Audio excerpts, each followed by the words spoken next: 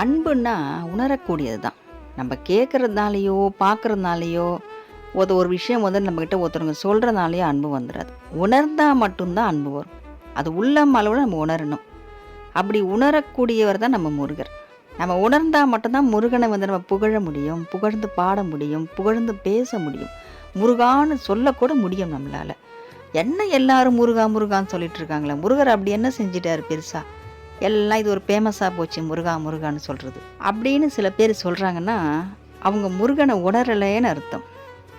உணர்ந்தவங்க தான் முருகா முருகான்னு சொல்லுவாங்க, முருகனை உயர்த்தி பேசுவாங்க. ஏன்னா முருகனால் நான் உயர்ந்து இருக்கேன் இன்னைக்கு, நான் இன்னைக்கு வாழ்ந்துட்டுருக்கேன். அதனால் நான் முருகனை உயர்த்தி தான் பேசுவேன், உயர்த்தி தான் சொல்லுவேன். அதனால தான் அவங்க உணரக்கூடியது தான் அன்பு. அன்பை நம்ம நேரில் பார்க்க முடியுமா? பார்க்கவே முடியாது. காற்று மாதிரி அன்பு நம்ம சுவாசத்துலேயே கலந்துருக்கும். அது தான் ஆடுனாலும் நம்ம செத ஆடுன்னு சொல்லுவாங்க. நம்ம அன்பானவங்களை வந்து பார்த்துட்டோம்னா எப்படி எங்கே இருந்தாலும் நம்ம அவங்களுக்காக ஓடி போயிடுவோம். அது மாதிரி தான் நம்ம முருகரும்.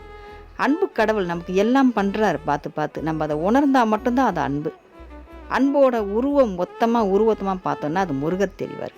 அன்புன்னா முருகர், முருகர்னா அன்பு. அவர் என்ன பண்ணுவாருன்னு கேட்டிங்கன்னா, நம்ம அன்பான உள்ளம் கொண்டு இருக்கோம் இல்லையா, நமக்கு எந்த கஷ்டமும் வராமல் பார்த்துப்பார்.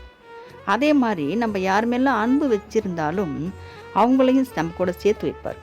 அன்பை வந்து உணர வைப்பார். பரிசுத்தமான அன்புக்கு இடையினையே கிடையாது. அது முருகனுக்கு சமமானது. முருகன்னா அன்பு இல்லையா, அன்புன்னா முருகர். ஏன்னா அன்புக்கு கட்டுப்பட்டவர் அவர். அவரும் ஒரு காதலனாக இருந்திருக்காரு, காதலிச்சு வள்ளியம்மாவை கல்யாணம் பண்ணியிருக்காரு. ஏற்றத்தாழ்வுகள் இல்லாமல் அன்புக்கு மட்டுமே தலை வணங்கக்கூடிய கடவுள் தான் முருகர். யாரையும் மேலே பெருசாலாம் பார்க்க மாட்டார். அன்பு இருந்ததுன்னா போதும், அங்கே முருகர் இருப்பார். அதனால் நம்ம அன்பாக இருக்கோம். உணரணும். நம்ம முருகனை உணர்ந்தால் மட்டும்தான் நம்ம வாழ்க்கை சிறப்பாகும்.